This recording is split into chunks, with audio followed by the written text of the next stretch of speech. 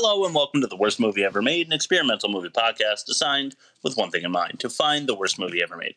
I'm your host, Chris Ackman, joined by my co-hosts and fellow mad scientist, Rob Scucci and Bob Hassick. Hey guys, how are you? And why are we doing it? Doing great, and we're doing this to talk about 1998's The Faculty, and I think we all thought it was 1999 because the class of 1999 with Lane Staley and Tom Morello playing the Pink Floyd cover. So, that makes sense. Honest oversight on all our parts. Because I was telling everybody, I couldn't find a copy of this movie to share to get the clips from because I was searching 1999 for like 2 days. I didn't Google it. It's funny that the year matters. Yeah, it does. It totally matters. It does. So 1998 was the year I graduated college, and 99 was the year I got married. I should know the difference, but I guess I had a lot going on those years, so it makes sense that I did not know the exact year. And we've learned that this movie's not really noteworthy. So there's also that. That's the big part. Yeah. Rob, I was really afraid when this went up. I was like, if this movie isn't bad, we're going to have a hard week. But yeah, it's bad. It's bad. Yeah. And, I gave it the benefit of the doubt to like the second act because like it's a certain type of movie. And then I was like, nope, went to shit. Totally went to shit. There's some good in here. Yeah, and we'll discuss it, but overall, I think it's not great. So right. It deserves to be on the pod because we're going to do all of it, right? Yeah. So we'll start with some bad reviews. The San Francisco Examiner gives no author for this, but they say the faculty deserves a week of detention, not so much for missing the point as for blunting it. Okay. Nathan McDonough of TV Guide magazine says, exactly the kind of sporadically clever, button-pushing fright fest that keeps genre fans hanging on until something more fulfilling comes. Yeah. And then Lawrence Van Geyder, I guess is how you would pronounce it, for the New York Times says, this mediocre sci-fi horror film about an Ohio high school being taken over by thirsty space aliens intent on world domination breaks no new ground. But it has an engaging cast, which I have to agree with that. It's got a really good cast. It's insane. I mean, we're going to talk about that, obviously. But, yeah, you want to talk about it now? I mean, whenever. Let's just get it out of the way. It's our show. We can do whatever we want. Let's list off some of the people here. Okay. So Jordana Brewster, who I'm not super familiar with, but she's the really good looking. I think her name is Delilah. Yeah. Yes. Right. Like she's the lead. She writes the paper and is also like the head of the plastics of the high school. I haven't seen her in a whole lot, but I think she was a big deal back then. Clea Duvall was for sure. Josh Hartnett, Selma Hayek, Femke Jensen, who, if you don't know, plays Jean Grey in the X-Men movies. Okay. Christopher McDonald, which everyone should know who that is. Shame on you if you don't. Robert Patrick. Usher is in this. Yep. Bebe Neuwirth, which you would know, Rob, maybe Bob too, as Lilith. Yeah. Oh, yeah. I didn't even know. I was like, that's Lilith. That's yeah, exactly. Yeah. It's like, oh my God. So I learned her name for this. Jon Stewart, Danny Masterson, who's the guy from that 70s show who's in jail now. And Elijah Wood, just to top it off. I mean, that's like, there are a couple other like semi-notable actors, but that's a crazy cast. Yeah. That's a lot of people. Yep. And Usher. I mean, I know I said Usher, but he's not an actor. And I'm not sure he's in anything else. Maybe he came up with like the whole like Disney troupe though. So like he was probably just connected. Yeah. Like the Disney Club. This was his first film. Was it his last? Right. No. Not even close. He had so many parts. Damn, should have been. Huh. Yeah. YouTube comments, Rob? Sure. My favorite film. How much would I give to see a second part? Next comment is The Faculty is one of my favorite sci-fi horror movie ever too so much. Next comment. This is one classic movie from the 90s that you will never get bored of watching. Okay. Yeah. And then one of the best, all the casts from the actors who played the students to the ones who were the teachers were very good. And that's what we got. That person sounds like a riveting conversation. Yeah. See, we got into like really great territory with YouTube, like with pithy and sarcastic and like meta and weird, and it's back to like mentally ill and stupid. So, Yeah, we're let's back to full defending circle. the movie. And you know what? This is our 52nd episode, so full circle for Wow. an entire year, man. Wow. Yeah. It's our second annual. Second annual. All right, let's do test number 1, the worst of its kind. Is this film the best of the worst or the worst of its kind? Yeah. Okay, 30 Days of Night. Josh Hartnett's in that as well. I feel like I saw it, but it didn't leave a lasting impression on me like some people. He had an issue where, like, if he had sex, like, the ceiling would explode and everybody would die. So he gives up sex for, like, Lent. I thought that was Hancock. No, that's Will Smith and Kevin James. I am utterly confused. Right. Well, anyway, it came in with a 51%. Right. The Craft with Firuza Balk, I think is her name. Mm-hmm. She is like this, like she's in Waterboys. She's like the scariest hot girl you've ever seen. Oh, right. Yeah. You know, like she is attractive, but like she looks like she would maybe eat your hand while you're sleeping or something. Yeah. 57% there. Okay. Jeepers Creepers with Justin Long, who I am coming around on. I've always hated Justin Long, but man, I'm at mad now. 46%. So these scores are not wonderful. From Dusk Till Dawn, that's George Clooney, and it's Quentin Tarantino, who is one of my favorite directors personally. Only came in at a 61. Not surprised, even though Salma Hayek is looking good in that one too. It's really not my favorite Tarantino movie. You guys seen that one? It's not his. It's the same director as this. It's Robert Rodriguez. Oh, okay. That's probably why it's So he's just a star in it.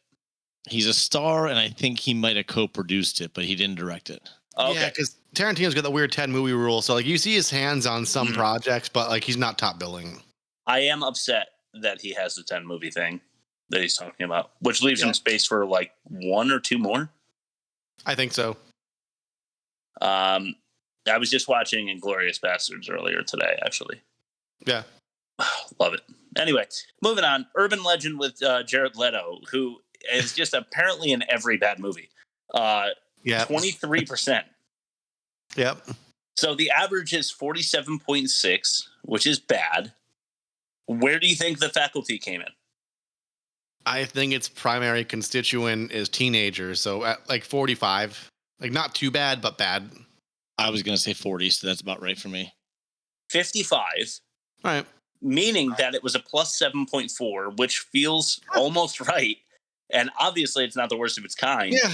So I've jotted that down for our first score, and it is off to a great start if you are defending it against Scotty. So we will move it on to test number 2, the bot pitch, and I'm excited for this one. The worst movie ever made presents the latest in cutting-edge artificial intelligence technology. The bot pitch.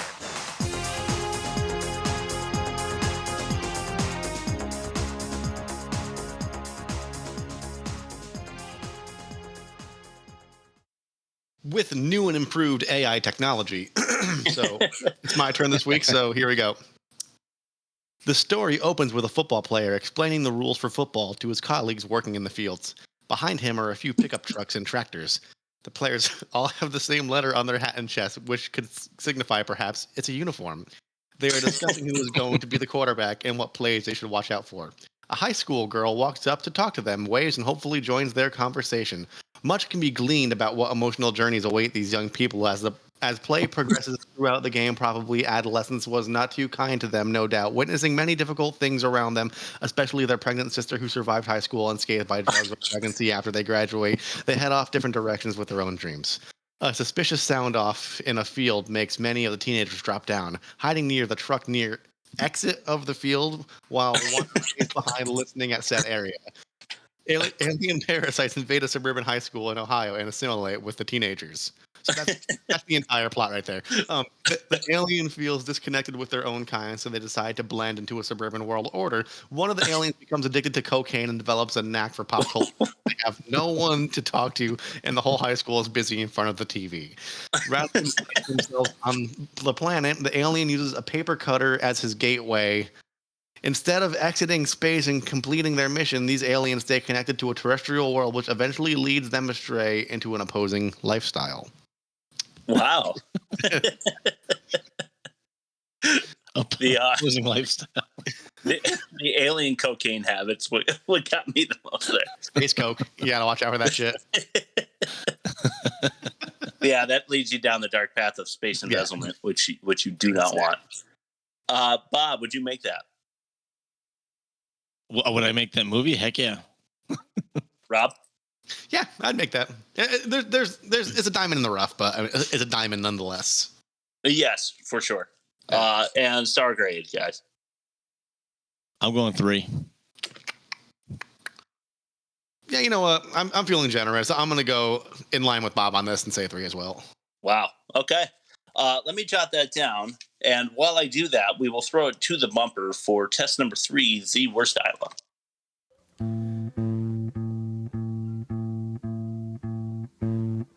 The worst movie ever made presents the worst dialogue ever made.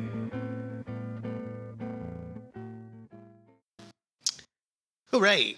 All right, guys. I almost struggled. I think I came in with exactly 10 here, and you might consider the first one a stretch, but also consider that I have done this in the past, and it is a collection of words that I couldn't include as like lines of dialogue, but were by themselves really funny to me. Okay. So number 10 is just a little collection, not taken from any other line of dialogue coming up. But number 10 is words like tit bags, piss wad, anal probe.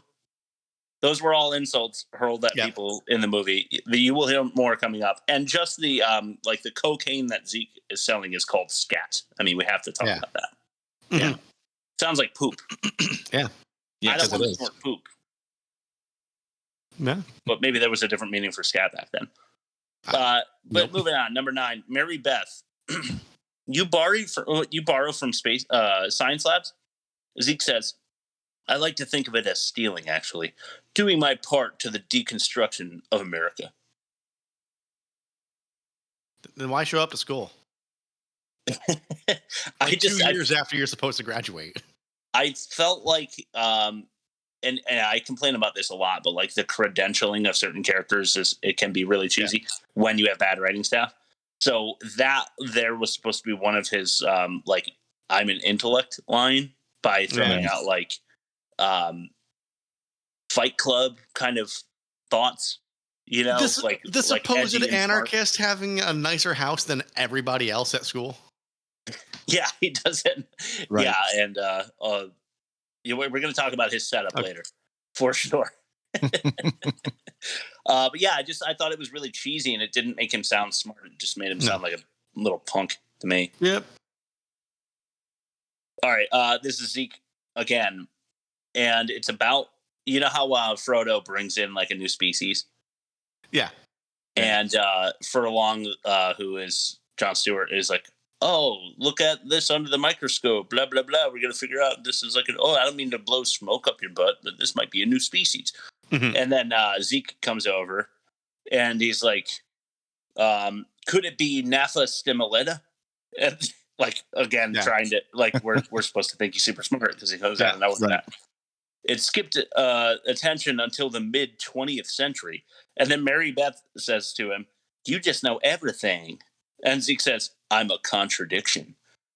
And then Furlong says, check the mesodermic follicles on its underbelly. Yeah. Again, we're supposed to be like, damn, this kid is like super smart. If you didn't get that already, like he could have been a dropout, but he's too smart for that. He has to hang around and sell drugs. I don't know. And the high school teacher knows that as well. Yeah. Oh, you're talking about Jean Grey, right? Yeah. Or No, are you talking about John Stewart. Furlong? John Stewart, yeah. Oh, because you're talking about the mesodermic follicles on the underbelly. Right. Yep. Yeah, sorry. I thought you meant the drugs in the back of the Mustang. It just more cheesy, like character building, I guess. Supposed to make them sound really smart. Makes the writers sound stupid to me. Yeah. Let's throw it to the first clip. This one's called Superficial at number 7. I'd rather go to college based on my interests. You're not good at studying. Stan, you're good at football. You should stick to what you're good at. I've always been good at football and basketball and every other sport I try. I think maybe it's time I try something I'm not so good at. Something different. Yeah, and what am I supposed to do while you're on a yellow brick quest for a brain? What? The accepted social order is head cheerleaders, state star quarterbacks, not academic wannabes. Don't be superficial. Superficial. 4 syllables. That's really good, Stan. You're on your way. Let me know how the cancer cure goes. I was hoping you'd be with me on this. I know, like, this whole, like, different hierarchy, like the Breakfast Club hierarchy, I guess I'd call it. Yeah. Common trope, but, like, has anybody ever had a school experience like that ever? No one. Not just. I was in the marching band, and people on the football team kind of liked us because we'd play cool cadences when they scored a touchdoad. Like, it wasn't like I wasn't getting swirlies or anything. Like, I wasn't top of the food chain, but I wasn't like a nerd wad, or a piss wad or whatever. A piss wad, yeah. Watch out, anal probe. Better hit that note better next time. Yeah, it's just, I don't know. I'd like to see someone just break that cliche and just, like, not do that for once. Yeah, this was this was bricked up with cliche for sure. Yeah. I mean, if you had to guess, you'd probably say that the reason I clipped that is because of the yellow brick quest for a brain. Yeah. It's like a Wizard of Oz reference that was just so bad. Yeah. Oh man, that one really got me. But yeah, the whole like cliche aspect of it too was annoying. But yeah. Yellow brick quest for a brain. Yep. That's a big no-no. Moving on to number 6. This is Usher, our buddy, talking to Clea Duvall, who is Stokely, and they are still examining this new species. They don't know what it is yet. And Usher goes, "Hey, Stokely, maybe it's from your planet." Yeah. And then Stokely says, "Blow me, blood fart."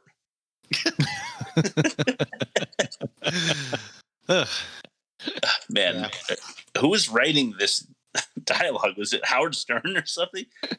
People who are probably the age of like those kids' parents, just using things they heard their kids say, like ironically once 5 years ago. Yeah.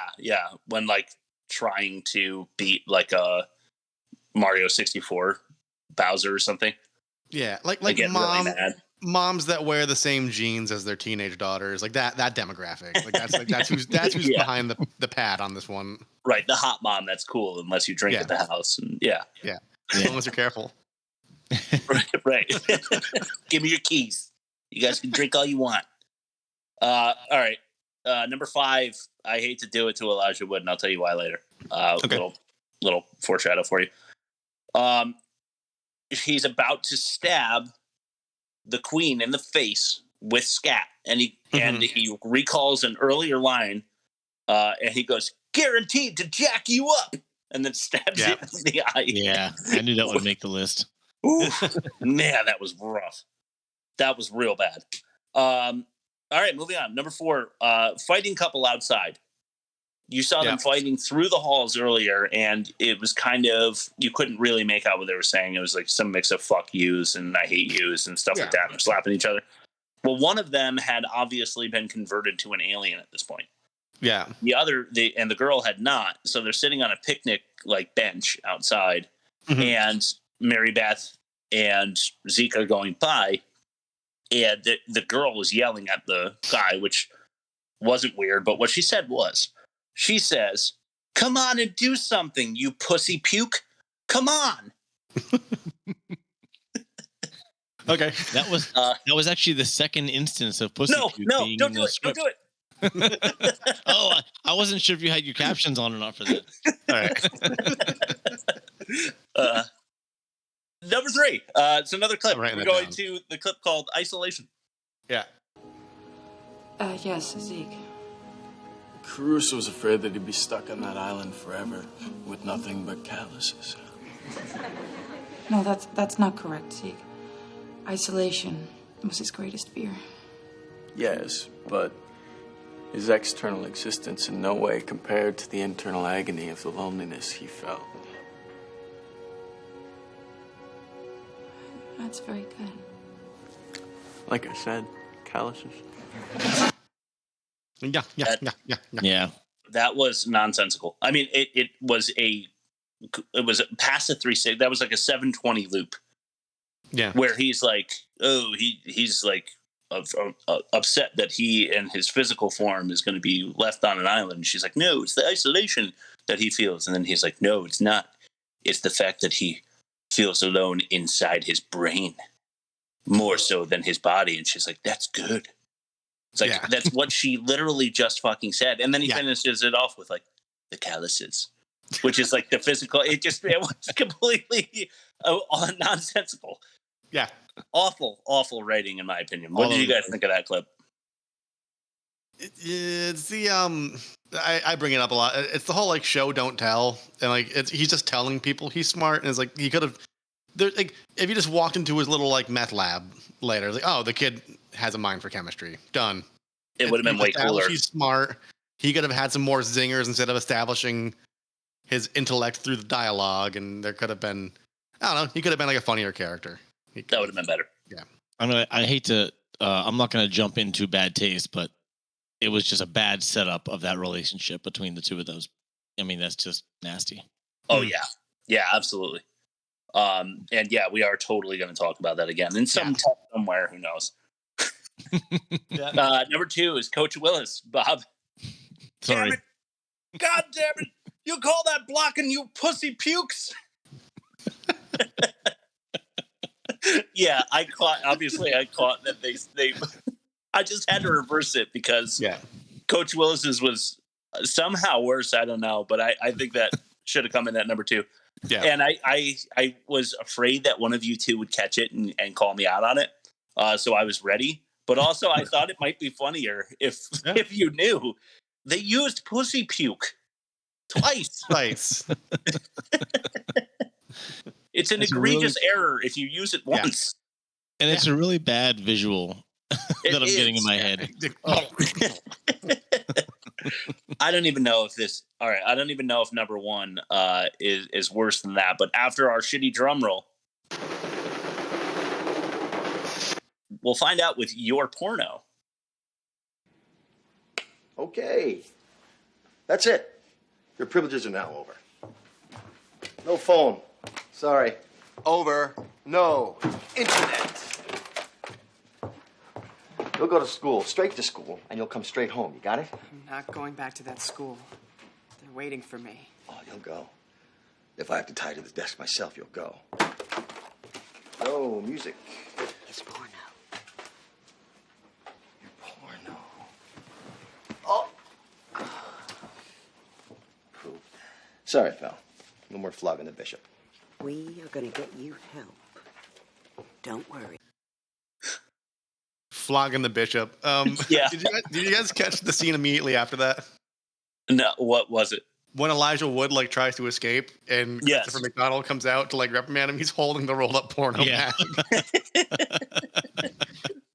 Yeah. What do you think you're doing out here? Yeah. I mean that could have been in the most offensive because I don't know. I don't have, and Bob, you don't even have to comment on this, but I don't have a teenage son or daughter yet, but that's a very difficult thing to talk about. And if you know the kid has porno mags under the bed, I might just leave him there. I don't know. Yeah. I don't want to. It's like kind of supposed to be an unspoken thing. Go in there the next morning and just take him out and throw him out. Then like give him one more night of fun. It makes it an odd, like, sexual, like the whole high schooler sexual tension thing that these 90s high schooler movies had. Yeah. That always makes me uncomfortable is there with Elijah Wood now because you put the like him jacking off picture in everyone's mind. Yeah. Right. You know what I mean? So it's gross, but yeah, Rob, to your credit, you obviously pointed out the right line. Flogging the Bishop is hilarious. The kid's also been clearly traumatized, and like he's, you don't know, the parents don't know what he knows, but also like, oh, you've been traumatized, you need psychiatric help. We're gonna take away every single possible outlet that you might possibly have, such as your music, your TV, like your writing, your computer, your music. It's. We're just gonna leave you this rope to play with. We're gonna let you sit in this dark room exactly. with 1990s internet that's not connected with your thoughts that we're trying to save you from. It's fucked up. Yep. No, but since you mentioned it, Chris, I mean, if it's hidden out of view, not going to be discovered by anyone else, leave it be. Yeah. I mean, it's not like the guest is going to come over and see it if it's under your mattress. Yeah, and it just makes for such an awkward, like, gross situation. Yeah, and if you're that age and you've got to jack off, like, you're gonna find a way, and you're not gonna like what the alternatives are. I saw a meme once that was like, it was like a shadow of a certain type of like ceiling, like lamp, like maybe over a fan or something, but it has a little like knob on the very end to like tighten it in, and the shadow cast on the wall looked like a boob. Yeah. And the meme was like, "Oh, the internet's out. Got to jack off to the ceiling titty." Yep. Which I thought was awesome. All right, moving on. Test number 4: the worst acting.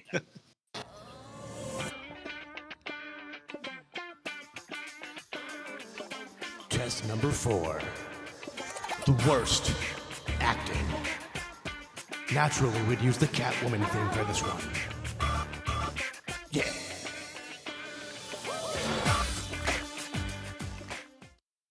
All right. I had a tough time with this, honestly, because I didn't think the acting was all that bad. There were a couple instances that I pulled, but I didn't have a whole lot to work with here, Rob. Yeah. Oh, that's pretty bad. Start off with number 1. It's called Tolerance. Oh, man, I'm really not in the mood, Miss Burke. I'm clean. Not today. It's too damn hot, and I got zero fucking tolerance. Eat me, you asshole. I'm the one with no tolerance. You pathetic little runt. Ouch. Come back. What are you gonna do? You gonna call my mother? Oh, and how am I supposed to do that, little Zeke boy? Do you even know where she is? Europe, Sri Lanka, Japan. I wonder what remote location she went to this week to hide from her great, big, bastard mistake. I've taken your shit for too fucking long. You dickless, drug-induced excuse for a human being. Oh, woman, what are you on? Woman. Did you just say woman? I'm sick of you, little boy. And if I have to see you peddling your little wonder dust again, I'm gonna shove my foot so far up your ass, you'll be sucking my toes till graduation.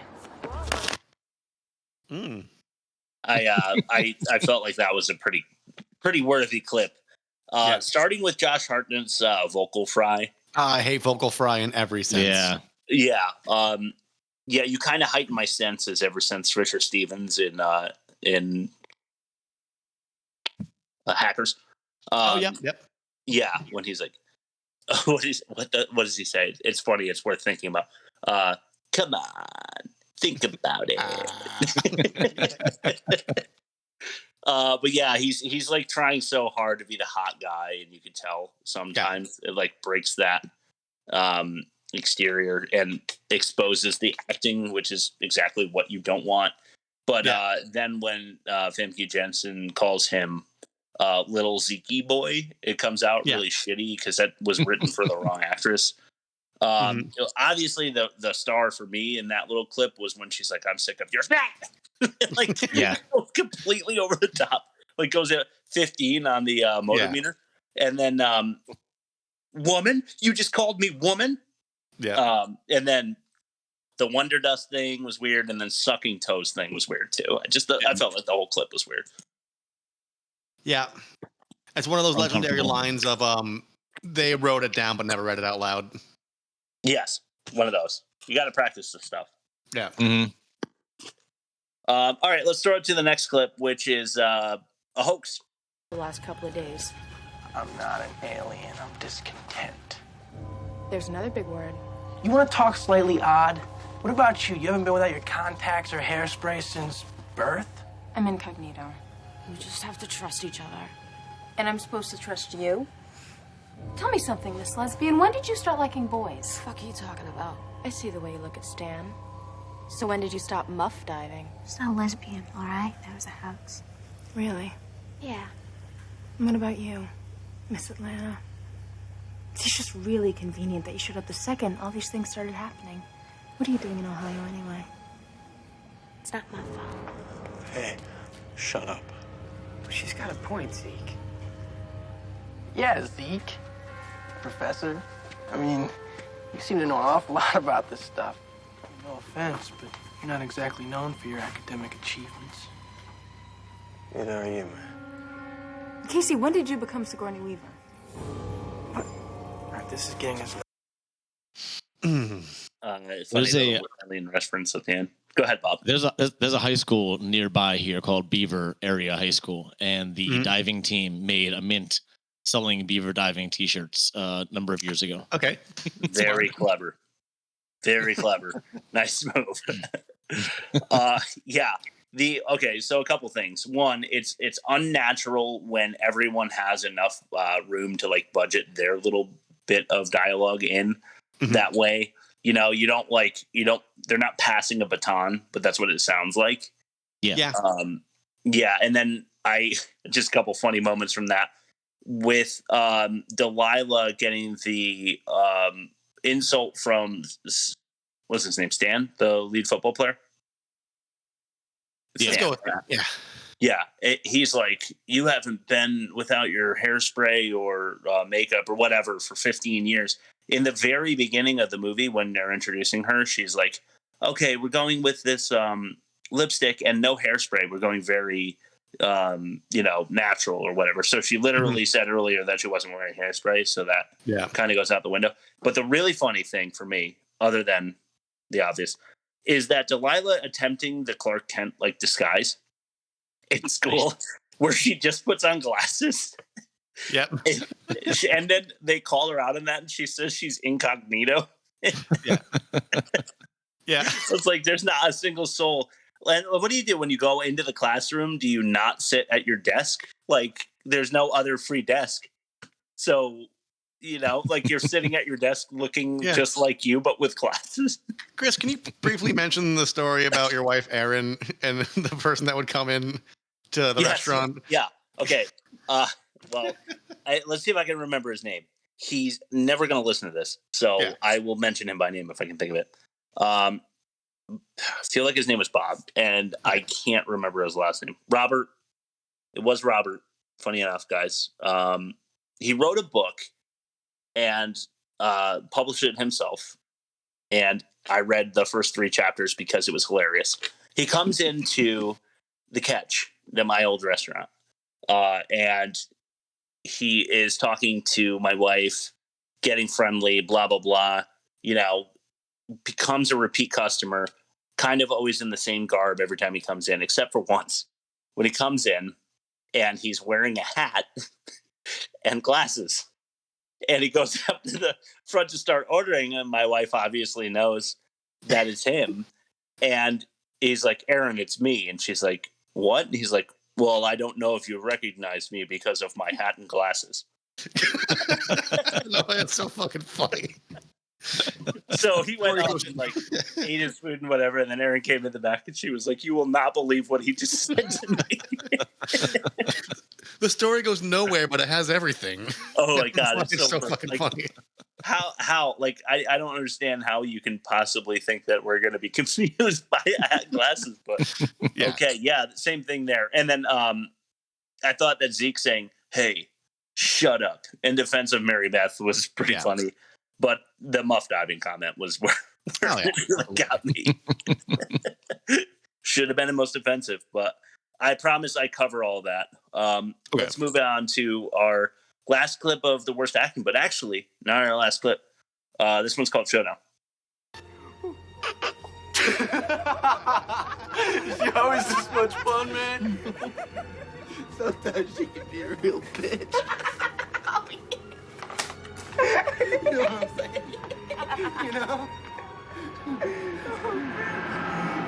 You both take it. I can't, you know I can't.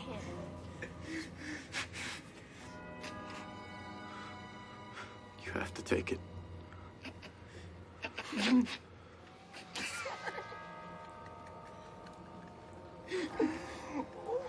Showdown.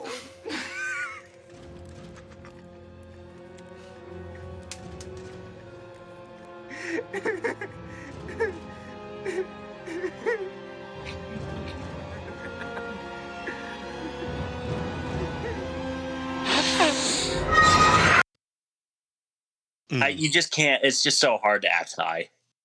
I hate to even knock him for that, but it is like, what are the effects of this drug? They keep saying it's like a caffeine with some stuff he found around the house. Yeah, and I cannot imagine what caffeine does to you. Like, and what are the things around the house? Like, you're not using household chemicals, obviously. Yeah. You're going to kill your friends. So is it like sugar?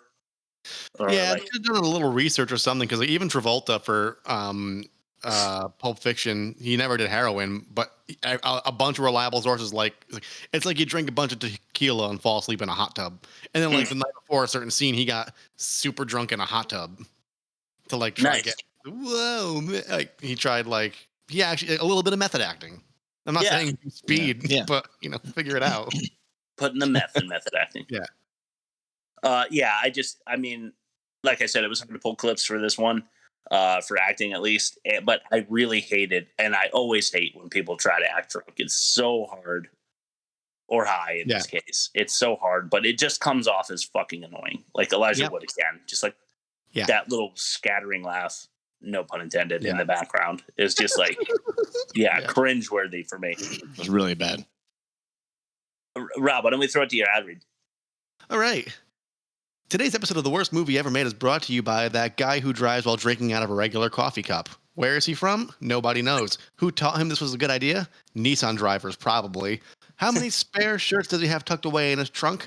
From the guys who brought you single mom who has absolutely no sense of spatial awareness at the grocery store, and 5'3" guy with truck nuts, guy who drives while drinking out of regular coffee cup is coming to an intersection near you. Editorial note, there's actually no real reason to be mad at this guy, but it's fucking infuriating. He's endangering citizens. I don't know how people do it. Like full, the ceramic coffee mug. Yeah, in their cup holder with no lid, completely open. Yeah, ready to spill all over your lap. Yeah, I see. And then there's no one to sue when that happens. You can't sue yourself. No, I mean maybe you can in America, but who knows? Yeah. Let's throw it to test number 5, the worst production. The Worst Movie Ever Made presents Worst Production.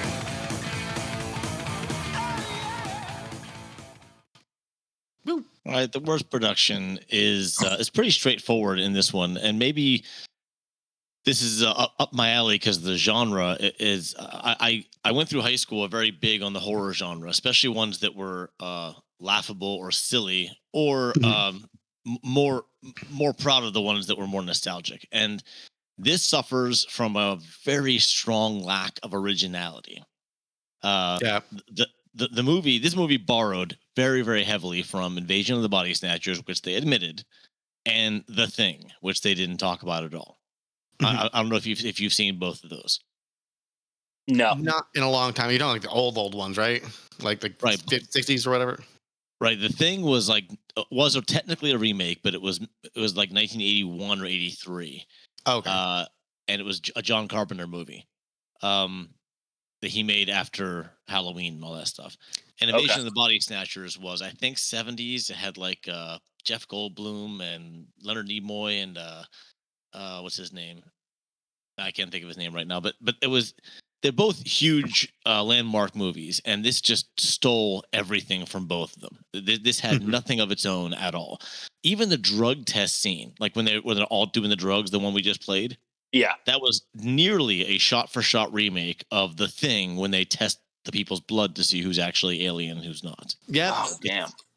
It's a horrible there's thieving of that scene. So this movie is a ripoff. Oh, it's a complete ripoff. So now here's granted, when you're talking about movies within the same subgenre, which in this case, parasitic aliens, you're going to have some similarities. But even the tropes were borrowed, like hackers and Clueless. Like it's the same teenage dynamic that you see in all those other 90s movies. I really do feel like they borrowed the 90s like character tropes straight from Hackers. It just felt what was that, 4 years earlier, 3 years earlier? Yeah. Yeah, So, like 94. Yeah, Hackers was what, 93? It was 93 to 95, one of those in that little area. Might have been 95, yeah. So I thought this was uneven and inconsistent, but still very predictable because of just how much it took from those movies. The only thing I will say about this movie, and this is what takes me to 90s Hollywood, is it had a bright ending, where The Thing and Body-snatchers had very bleak endings. Okay. So they didn't borrow the ending. So it's a ripoff with a happy ending. Yeah. Okay. And to Bob's point, it's knowingly a ripoff. Yeah, I mean, they said so. Like, Clea Duvall's Stokely character talks about it was a book, right? Right. Was it Body-snatchers was based Body-snatchers? Yeah. The movie was based on a book? Yeah. And then she says that was a ripoff of another book, because you need to know that she's smart and well read as well, which was corny. Mm-hmm. But yeah, it was some kind of admission that they were stealing that, at least. But And to add to the South Park bingo card, when the space aliens come, when like the newscasters are like, "We're not sure if it's following Terminator rules, which are one way, or Time Cop, which you can go both ways." Like the same thing with the like, is it Body-snatchers rules, or is it if you kill the head vampire rules? Like, it's like they work that out in front of you, and it's just like, what the fuck? yeah, there were some major inconsistencies with the way the aliens thought and acted. I thought we already went over one of them. The Femke Jensen like tolerance clip where she's like super mad and like vengeful. Mm-hmm. They're supposed. I feel like they're supposed to be sort of pacified and like we all float down here kind of energy, but she's like getting back at him because she has this newfound courage thanks to the alien parasite, which is completely illogical. And that's why I said inconsistent. It just really is. It is. We'll get into more for sure, but for now, I want to talk about how fucking offensive this movie was. And test number 6, the most offensive. Damn it! I am tired of being Santa Claus. You get your together and you get your ass in the damn car. We're going. Now, damn it. Okay. Okay. Slamming a nerd's nuts into a flagpole, like, for seemingly no reason. Yeah. Pretty rude. Really hard. None. No reason at all. Really fucking hard, too. Like, they got a running start. Oh, yeah, there was 4 of them. They were treating him like a Grand, Lord of the Rings fans. Like a battering ram trying to knock down a gate or something. Yeah. Pretty rough. I also was offended by Salma Hayek's character because she was an obviously sick nurse coming in to treat people. Yeah.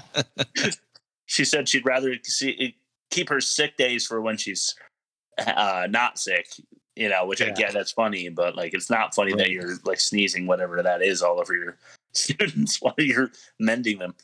There are 2 kids who buy like porno tapes off of Zeke, in his trunk, and they actually, I felt like it was almost fourth wall breaking because they say, one of them says, it's Nev Campbell and Jennifer Love Hewitt naked, right? Yeah. Which I was like, these are obvious candidates for this movie. You know what I mean? So like, I know what you did last summer and Scream, right? Were those the 2? Yeah. Were in? Yeah, around the same time. Yeah. Yeah. For sure. So I just thought that was like, I think it was supposed to be funny. Yeah. And they're probably not teenagers, but still had an awkward energy to me. Mm-hmm. I think, Rob, you mentioned this before, but Zeke has a meth lab complete with a test rat. Yeah. Why does he have a test rat? To run tests. Rat tests. I guess. Didn't he name it? Wasn't it like Gambler or something like that? Mr. Clompers. I don't fucking know. Yeah, he did name it though. Yes. Right, and then he just snaps his neck. Yeah. Yeah, Bob, this was you, Zeke and the teacher. Oh, They like end up together. Yeah. yes, exactly. Yeah, she's in the stands watching his football game. They went all in on that one. Like, Yeah, they really did. It started offensive, and then it just let's just go all the way. Yeah. I know that this doesn't exactly count, but Naked High Schooler. It was kind of like Angelina Jolie and Hackers. Again, we're referencing, but she's topless a couple times and she's in high school, and it makes you feel like, I know she's probably not a high schooler in reality, but I still don't want to like ogle what's supposed to be a high schooler naked.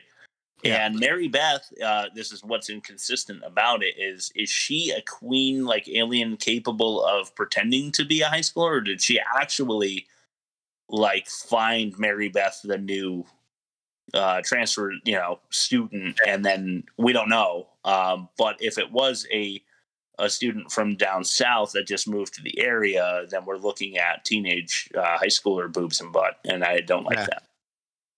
It's the same thing. I'll say it delicately. It's like when you say like a slur, like blank word, and the person hearing you say the blank word, they know the word you're saying, so they're hearing it in their head. Right. Yeah. It's the same thing. It's the same thing. It's you're seeing a 30-year-old play a teenager who's naked, but like, no, I'm technically, if for the sake of like storytelling, I'm looking at a naked teenager. Yeah, exactly. Yeah. And that I'm not comfortable with that. Yeah.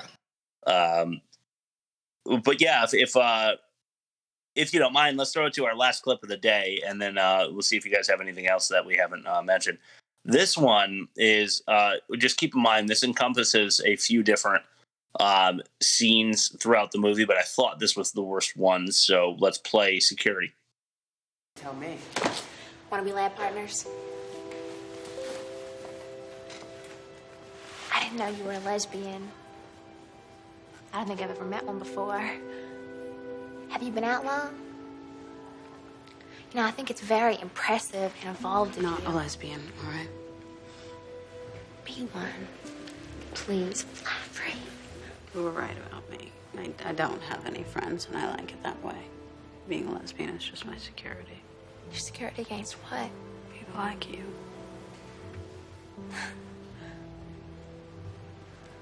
Complex. So she pretends to be a lesbian because she knows being a lesbian will come with no friends. Yeah. There was a lot of homophobia in this movie. There sure was. That's the so this clip was the umbrella to pull it all under. But yeah, I found that, and my wife found that particularly offensive. That she chose to pretend to be. Go ahead, Rob. She's treating her like an exotic, like fruit or animal. I've never seen a lesbian before. How about this? My days, I've never seen a lesbian. My peaches. I reckon I've never seen one of them in the wild. I'm getting the vapors.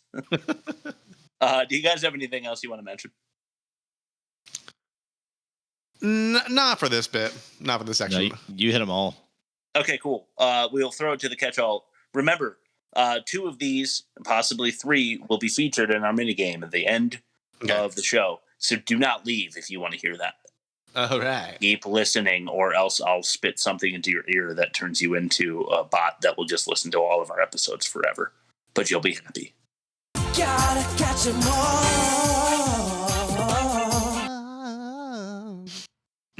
I forgot my keys trope right in the beginning. Lilith. Yep. Oh, gotta go back in, and then immediately she's dead. When Coach Willis runs at her with the whistle, I'm fucking dying laughing. Yeah, you're doing the T1000 run. You just got the whistle. Yeah, with the whistle in his mouth. And it felt like they were like innovative there, because they were doing the get out, run straight at you, like scary energy thing, but it wasn't scary. It was just really funny. No, it was funny. Yeah. I did like, okay, here's where I'm going to start to give them a little bit of credit. I did like that I've always wanted to do that setup in the beginning. Gives you a suggestion that whatever's going on with them is a hive mind kind of deal. Yeah. It's very subtle, but the fact that he stabs her through the hand, that's Lilith, through the hand with a pencil, and then the Miss O'Connor, Miss O'Carroll, Miss whatever, I don't remember, stabs her to death when she escapes, which is like a loophole in its own right, because why not just let Coach Willis catch her? Why help her at all? But she stabs her to death with scissors, and she goes, I've always wanted to do that. And you're like, that's weird that they both said that. Yeah. But it's not enough for you to understand the puzzle yet. All right. I'm going to do this now. Aaron, guys, I hope you understand. It's 2022. Aaron was in love with Josh Hartnett, right? Everybody was. I had a man crush on Elijah Wood. I'm just gonna get that out there. I was a huge Lord of the Rings fan. Okay. He's got giant blue eyes. He's like such a fragile little innocent thing that I don't want to see the orcs kill. And I just I just thought he was adorable. I just wanted to get that out there. Okay. I've admitted to it. I feel better now. It's off my chest. Okay. I'm using this right now as security. Because I don't want any podcast co-hosts admitting to my man crush so that you guys will kick me off or something. You're fine. You're good. It's 2022. We got this. That's right. Speaking of Josh Hartnett, while we're on the topic, I think Devon Sawa would have made this movie better. Okay, he had experience in like Final Destination, or he's like in that area, like it's within those years. And he was in that really weird horror movie with Seth Green called Idle Hands, where like I still haven't seen that. And his hand gets possessed by the devil, and they cut the hand off, and the hand starts killing people, and it's like, whoa! It's like one of those kind of movies. Yeah. And the Faculty treaded that line. I think a Devon Sawa type of character, or even like a Seth Green type of character, would have actually lent itself to a better comedic effort, because they tried playing Josh Hartnett too serious. And I think for sure. he was the hot shot because he was in like all those heartthrob movies around that time. Yeah, he's like tall, and he's got like kind of like shitty haircut. Yeah, exactly. That's like scruffiness about him, where he looks like it wasn't definitely a shitty haircut, but like the I don't care that was like attractive in high school back then. Long sleeves under the short sleeves. Yeah. Man, I don't know what to throw on. I just had a rager last night, so I'm just gonna grab whatever clothes I can on my way out. Yeah. Rob, you're right though. They usually do try to throw a fair amount of comedy into a horror movie like this or a sci-fi movie like this, and they try to do it with clever like pseudo curse words like pussy puke and blood fart and but like and blood fart. To that point too, I think it was Jordan Peele. I don't take my quote like 100%, but I think it was Jordan Peele, like because he went from doing Key and Peele and like sketch comedy to doing all those horror movies. And when he was interviewed about it, he was just like, "Well, horror is basically comedy, because comedy is a shitload of tension that gets relieved with the punchline, and horror just never gets relieved." And that was his natural progression as like a writer. And in his mind, he's like, "I'm gonna gravitate to horror because if you get rid of the punchline, everything is fucking horrifying." So that's that's why he's like a genius filmmaker, probably. Yeah. Because that's an original way to think about things. Yeah. Okay, so here's to speak to the inconsistencies again. What was with the awkward druggy scene just before the intolerance clip that we did, where Danny Masterson comes up with another guy, and they seem like aliens because they're like, "Hey, do you have any more scat? Do you have more scat?" Mm-hmm. And then he's like, "Yeah, sure." And he like sells them each a bump for like $5. Yeah. And then they're like, we want more. And he has like another 6 in his pocket or something. And so he like hands them off for like whatever, like the $2 that Danny Masterson had rolled up in his hand. Yep. But even after that, they're like, "We want more. Do you have any more in your card? Do you have any more like in your glove compartment? Do you have any more in your locker?" Like, and it seemed so uncomfortably alien, but they could not have possibly been using it. So were they aliens and they knew? Yeah, that's my big plot hole thing is either they were just badly acting because they're not great actors and they weren't aliens and they just wanted a stash, which would make the most sense, like just for the rest of the movie. Yeah. Or they were aliens and they knew that was a diuretic and that was the weakness and they wanted to get his whole supply. So they couldn't, when they eventually found out, they couldn't use it on everybody else. The problem in my mind with that then is that if they know that, then all the aliens know that. Yeah, so that's why it's Yeah. Right. And that's true. There's so many plot holes with how the aliens think because they're not aliens. They're just they're vessels for those little creatures. It just didn't make any sense to me. Agreed. Like, did their tiny little brains like reconfigure the human brain and like run it on a different kind of software? Like that's similar, like Jarvis and Vision. Yeah. If you've seen the Marvel movies, like I didn't understand that at all either, Bob. But go ahead. No, and weren't they using the human, like the one woman's body wasn't strong enough because it was old, right? She was too dehydrated. Yeah, because of her age. Yeah, that was great. So if they need the human body to survive and be moist, how is it when the human body gets dismembered, they can just reassemble it? It just didn't make any sense. Yeah, no, it doesn't. It seemed like each one of them was replicating more tiny little things inside of them that they can like shoot out. Right. But then that would have been so much more useful by just shooting out hundreds of them, like at a crowd of a few people that aren't aliens yet. Yeah. So it doesn't make sense. They did say the faculty at some point. I think it was Elijah Wood says it's the faculty, which is we're always going to point that out here when title they say card the title of the movie. Yes. But I'm going to skip right to what you were saying, Bob. The like severed limbs and stuff. The CGI was pretty bad, and maybe it wasn't then, but it is now. Yeah. It was like there were like crawling fingers and stuff, but nothing was ever worse than Femke Jensen's head. Yes. Yeah. Crawling. Oh my God, that was unforgivable. You just can't if you can't do it like in a way that would sell, just don't. Yeah.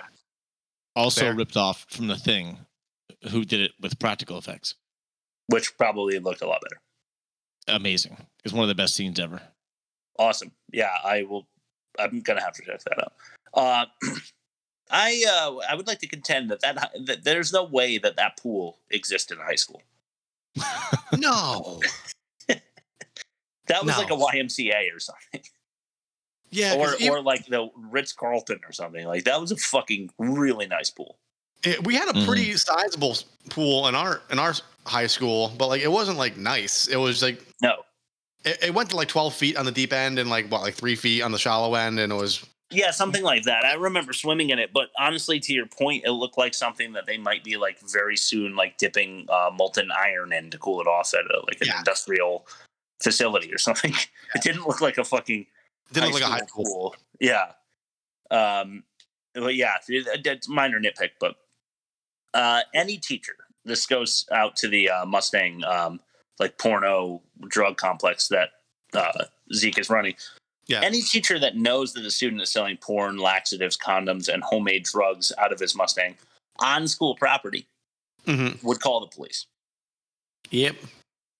You would think. Right. I mean, Bob, you can speak to this. Would you call the police or would you, what would you do? I mean, administrators would have to do that. But either way, this goes back to bad taste. She was hot for him. She wasn't going to turn him in. Yeah. Man, good point. It's not even calling the cops because this is where my mind goes. It's not even calling the cops because it's the right thing to do. Like if you're a teacher and you see a student doing that, it's selling drugs on school property, homemade drugs. Yeah, if you see a student doing that, it's not so much like you want to do the right thing. I mean, of course you do, but it's if you were seeing that and not saying something, then you're in trouble. That's true too. Yeah, that's the more important part in the equation. Yeah, well said. Nobody needs Magnum condoms on the subject. No, nobody on earth needs them. We had a teacher in high school that demonstrated this fact because she took a regular like Trojan condom in health class and stretched it over her hand and then all the way to her elbow. Yeah. Okay, it was like a 2.5 foot dick, right there. You know, like there's no, maybe not, but there's no need for a Magnum condom. I'm sorry, guys. Whoever you are that you think you need it, you will pass out before you have an erection if that's how large your penis is. So, I mean, like, yeah, and plus you're just gonna just raw dog. It's fine. Everybody's still. Rob, that's going in most offensive. Yeah, it's fine. I have 2 kids to prove it. When Mrs. Olsen splashes water on her face, I died laughing. Yeah. they meet at the water cooler. It's just the two of them before Salmai comes in, and Frodo and what's her face? I don't remember her name. What is it? Jordana Brewster, the Delilah character. They're stuck in the closet, and here comes Robert Patrick and the other like the 2 main teachers that are running the alien race. Yeah. They come to the water cooler and he pours himself a drink. You can't see her face because she's turned the other way. So you just see the back of her head. Yeah. But she takes the water and just goes whoosh, into her face. And then her hair kind of just goes like straight up, like something about Mary. And oh my God. I had to pause and laugh for like 12 seconds before I could unpause because that one killed me. I think it was supposed to be scary. I think it was supposed to be scary, but it wasn't. Yeah, I think unsettling at the very least. Yeah. Hey, maybe it's the new species you found in the football field. It took them like half an hour to figure this out. Yeah. You know, like you just found this new crazy species that like duplicates and like has these long tendrils and bites and is like in. Yeah. Anyway, there's no water in the tank, and then Furlong pushes Zeke into it, and it cascades cinematically. Yeah.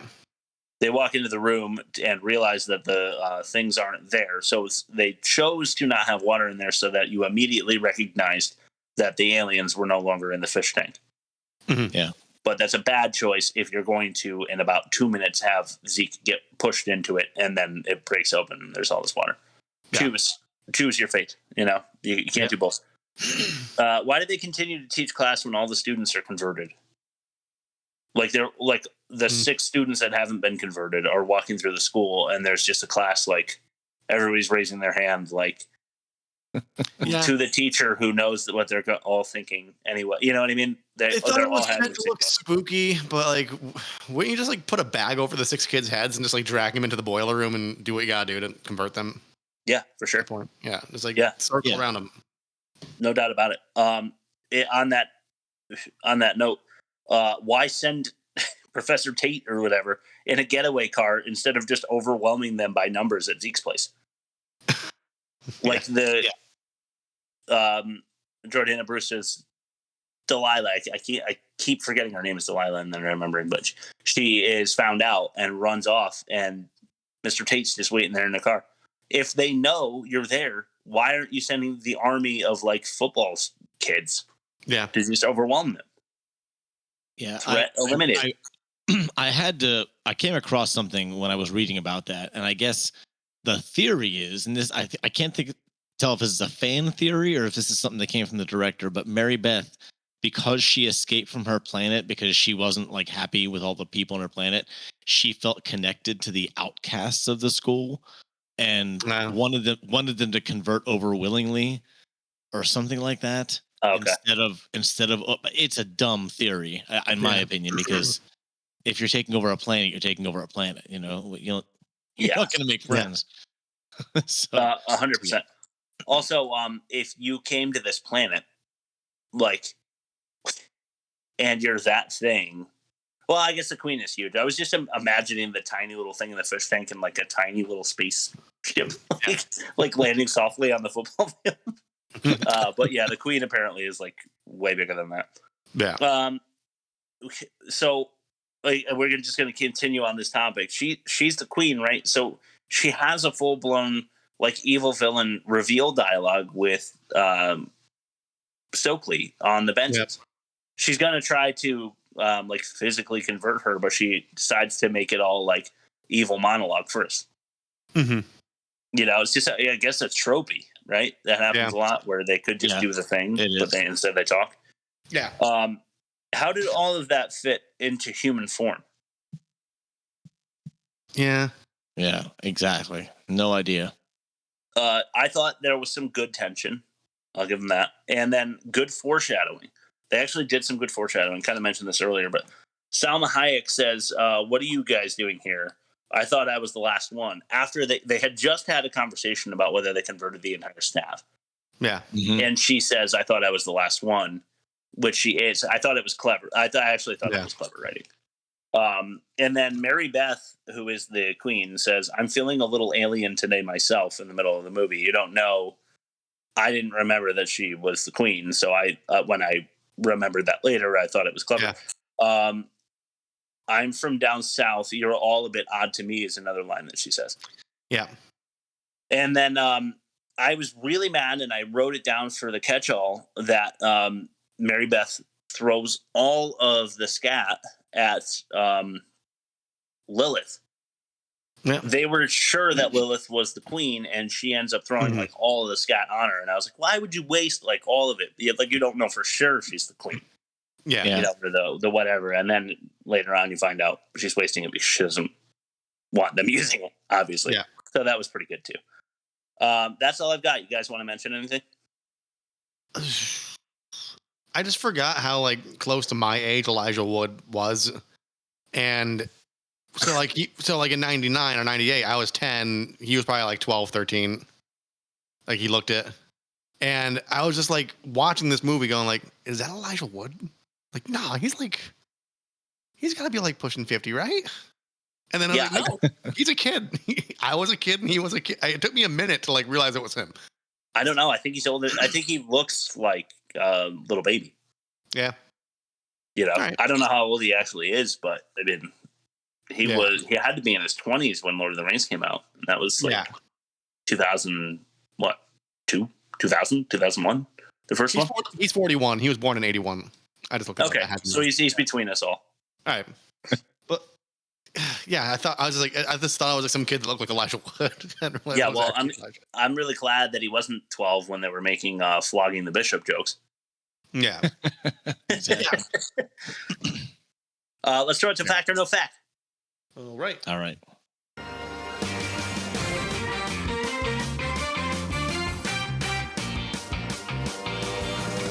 The Worst Movie Ever Made presents Fact or No Fact.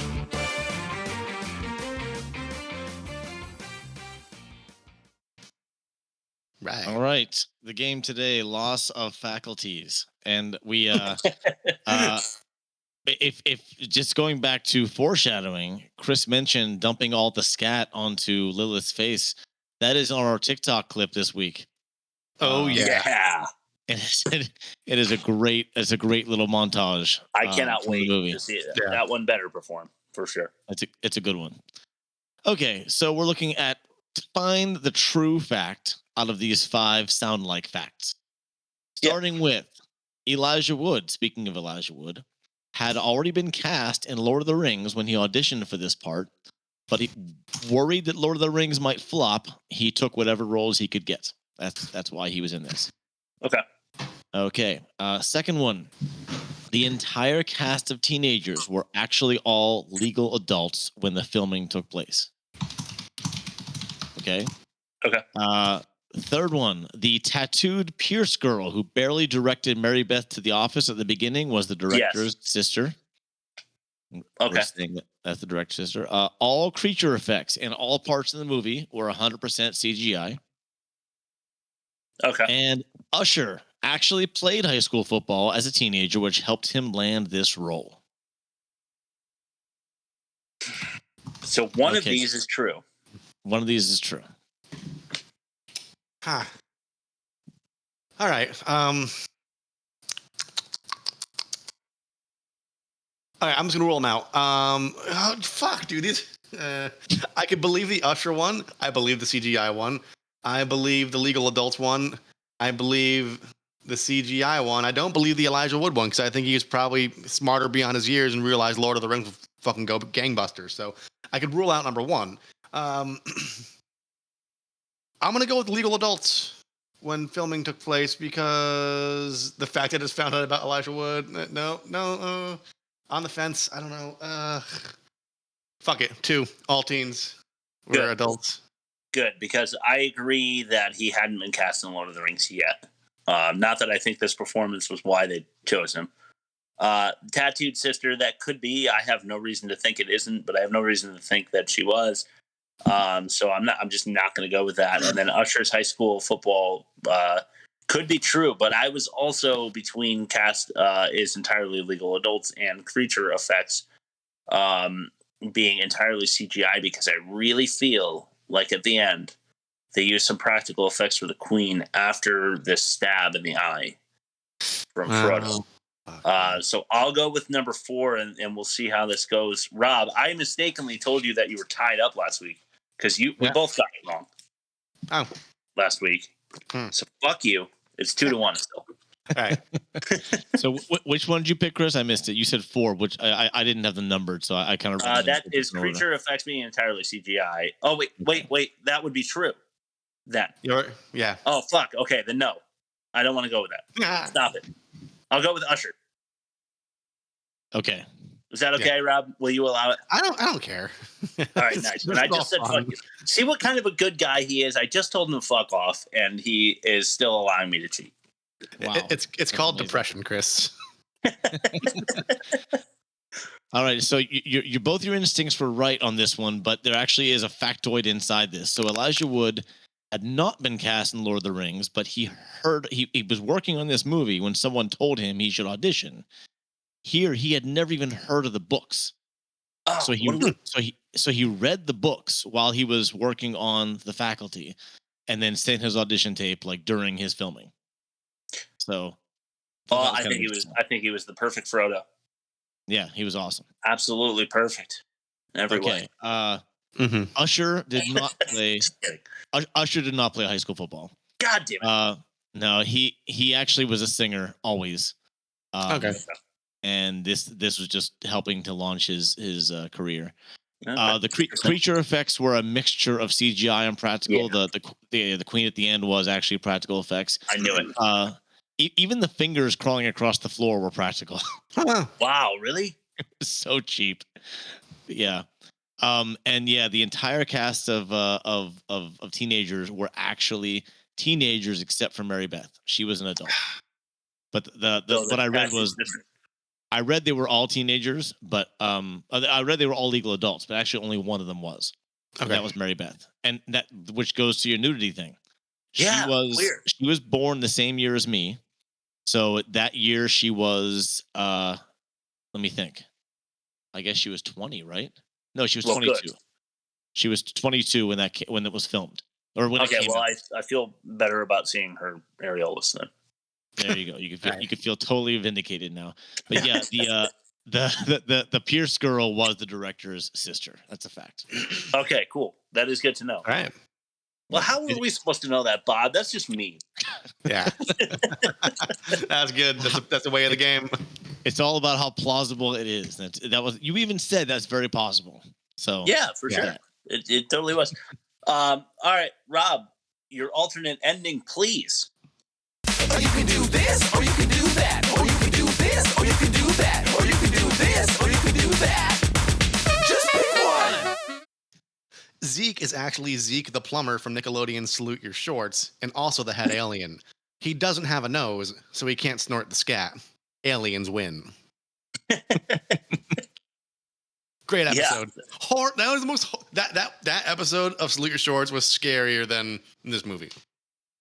I don't specifically remember it. Of course, I remember the show. I even remember the cheeseburgers episode, but I don't remember that. So there's a myth going around about like a war vet, like groundskeeper or like plumber type guy, Zeke the plumber, and he got his nose bitten off by hawks in like some incident, and he got buried alive. And all the kids are seeing this guy wearing this fucking you don't know it's a mask at the time, but this fucking grotesque nose missing face. Damn. For like a Nickelodeon Y7 TV show. And it's one of those things I saw when I was 4 years old for the first time. I'm like, this is fucking kind of scary. I'm like, should have been on Are You Afraid of the Dark, if anything. Yeah, it was up there. It ended up being a fun. It turns out it was the camp counselor just ripping on them because like Bobby Budnick finds out like, oh well, Zeke didn't really have a nose, but this guy had like a Band-Aid over his like one of those. Yeah, right, right. It was scarier than the faculty. That's what I was getting at.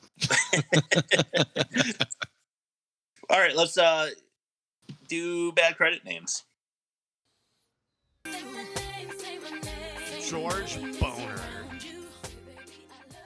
I didn't laugh. I didn't laugh this time. Got it. I have to do it. Femke Jansen. Okay. Yeah.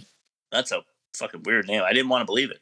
Like, I've heard her name before. I felt like I had it committed to memory after Rounders, even after X-Men.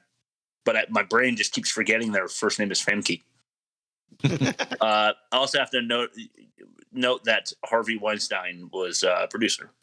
Okay. Oh, God. That explains the coke. So not so good. That should have gone in bad taste. Yeah, probably. Harry Knowles. Return customer. Strad.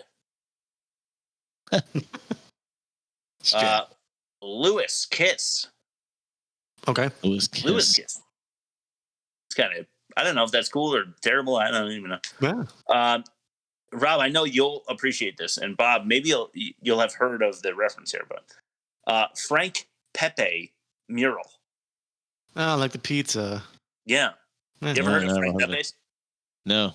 So here in Connecticut, we have a duel going on in New Haven that's been raging for years between Sally's and Pepe's. They're two of the best pizza places on earth. So saith Travel Channel. So saith Dave Portnoy of One Bite Pizza Reviews on YouTube, which has like millions and millions of followers. New Haven has good fucking pizza. Some of the best in the world, for real. And I just thought it was weird that we have a Frank Pepe who chose his nickname being Pepe, because that's not his name at all. Yeah. Anyway, Bob, when we're super famous and like you come here to like do a live pod with me and Rob when Rob's in town or something, we'll all get Pepe's. Thanks to Frank Pepe Madero. Abra Krupp. Abracrupdabra. I like it. Howard Burger. That's a great name. Yeah, just burger anytime is like, you can't, I mean, you're burgers. thinking about the food. Like, yeah. Never have I heard the last name Burger without picturing one. Yeah. Getting hungry. Trying to think of the next time I can have one. Oh, yeah. And then finally, I'm sorry, this is the best one, and it's only because it's like, really, the guy goes by Peter Big Time Samson. You can't, he gave himself that nickname. You can't give you're not a Seinfeld guy. No. But there's a story arc in like season 5 or 6 where George is trying, he really wants a nickname in the office. So like they're in the conference room and he keeps like ordering like a T-bone steak and he's like, I love a good T-bone. He wants him to call him T-bone. And he's like, I would love a good T-bone. When you think of me, you got to think T-bone. And this other guy orders a T-bone and they're like, we should call him T-bone. And George is sitting there like, no. And he's like, and then like the boss like, we're going to call you Coco the Banana Monkey. And, like it just backfires because like he had a banana one day and like it just backfires because like he's trying so hard to give himself that nickname, and I hope that every single T-bone, person that calls themselves like Big Time and stuff, I hope they go through the similar story arc to that. Yeah, I'm sure it did. Yeah, this guy was the second person in line trying to be Big Time. The first guy ended up being like Puff or something. Puff Knuckles. Yeah. That's one of Jay's old dog's names. Oh, yeah. When he was like 3, he named his dog Puff. It's kind of cute now, I guess. Yeah. Shout out, Jay. What's up, bro? All right, let's compare the movies. Oh, this would be good. I mean, do we have to? I mean, it's the whole point of the show, so we should probably. All right, here we go. Gotti versus the Faculty, worst of its kind, -63, and worst of its kind for Gotti. A paltry point plus 7.4, and not the worst of its kind. Yeah. So let's give it to Gotti on that one. Bot pitch. Neither of you would make the bot pitch for Gotti into a movie, but you would both make the Faculty Yeah. Faculty got 3 stars, whereas Gotti got 1.75, which I think was generous of you guys last week. Yeah. Yeah, for sure. So we'll go Gotti there as well. What do you guys think? The dialogue worse for the faculty or Gotti? Gotti. Yeah, agree. No hesitation. Acting? Gotti. Yeah, I think so too. Gotti. Yeah. You got to give it to him. Yeah. All right, so production was rushed. That was the synopsis of the production last week. Gotti was rushed. Mm-hmm. Didn't you say it was a 20 day shoot? 20 days. That's fucking insane. I still can't get over that. Yeah. But the faculty was a ripoff. Lack of originality. Yeah. With a happy ending. You know what? So go ahead, Bob. I'd rather see a remake to just be 100% upfront that you're remaking something than this. Are you going faculty? I am. I'll join you. It doesn't matter, but I'm going to go Gotti because not only was it rushed, it was also a ripoff because they just ripped off the autobiography poorly. Fair enough. Fair enough. Yes, but I feel like they do get like a little bit of leeway for me because they only had 20 days to shoot it, and that wasn't the team's fault. It was the big man. Yeah, like, the executive giving them a timeline. All right, let me ask you first. Do you have any demerits for the faculty? I'm going to say no. I'm not going to give it any extra demerits because nothing egregious. No, it would be the worst production over again. I think it's just it's called the faculty, and then they focus mostly on the kids. I would have loved to see more teacher dynamic, to be entirely honest. But it's not I'm not going to knock them on that. It's the kids fighting the faculty, and they did do the clever title drop. So. Well, we'll give it to Gotti for being boring and getting a literal 0 on Rotten Tomatoes. I feel like we have to acknowledge that every week. Yeah. But the thing I skipped is the most offensive test because we're going to do our little mini game. Okay. Before we discuss what we're watching next week with a live poll, so that'll be really fun. Okay. Spousal abuse jokes or teacher-student romance. Oh. I'm going to say romance because it's into my wheelhouse. Yeah, that's fair. Yeah, I'm going to go with that because your brain's not done cooking until you're like 25, 26. So those kids don't know better. And my wife's brain's not done cooking until the last time I hit her. You know what I mean? So we unanimously agree that it's teacher-student romance. Lesbian cover story or preteen pecker speculation. Preteen pecker speculation. Oh, yeah. Pecker spec. Pecker spec. Okay. So we're going Gotti there as well, making Gotti the overwhelming 6-1 winner. And still defending champion for worst movie of the season. We'll see how it does in our next tournament of champions. And why don't we do our live look-in, guys? All right. This means why don't we look at the percentages because then I won't have to kick Bob off. I'm hopping on Instagram right now. I will tell you that Instagram has more votes than TikTok, or it would be very surprising if TikTok had more at this point. All right, let's go. I'll do Instagram real quick. I was gonna do it on my computer, but it's easier here. For some reason, the polls don't work on the PC.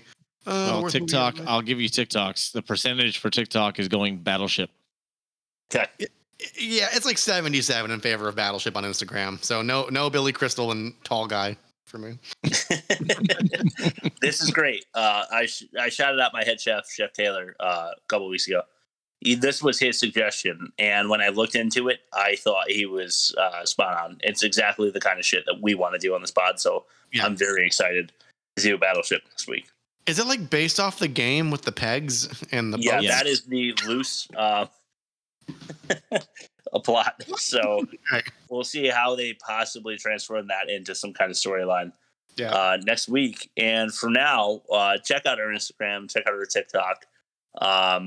Those are our two main social, platforms. And listen to our episodes in our library if you liked what you heard this week, because we have a lot more. Bob is a recent addition to the pod only ever makes the pod better every week. So thank you, Bob, for that. But starting with Hackers, Bob is involved. Mm-hmm. We have a different format, older shit. If you want to hear what we used to sound like, no, check it out. Our archives are many now that we have 52 episodes. All of this preamble is to say thank you for 1 year of the worst movie ever made. Thank you to our listeners. And goodbye. Wow. Oh, I never really watched a lot of movies until I started doing the show. Now every week I get to watch this dog shit. So it's been a wild ride.